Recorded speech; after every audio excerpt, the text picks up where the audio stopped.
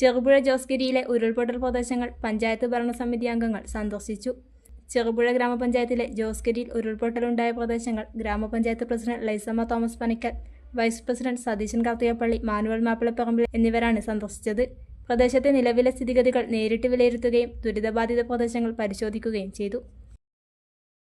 കുടുംബത്തിന്റെ യഥാർത്ഥ കരുത്ത് അവരുടെ ആരോഗ്യമാണ്. ആ കരുത്ത് കാത്തു സൂക്ഷിക്കാൻ ഇനി എങ്ങും പോകേണ്ടതില്ല. വിശ്വസ്തമായ പരിചരണവും മികച്ച ചികിത്സയുമായി ചെറുപുഴ പുളികൻ റോഡിൽ പ്രവർത്തിക്കുന്നു വെൽനസ് ഫാമിലി ക്ലിനിക്.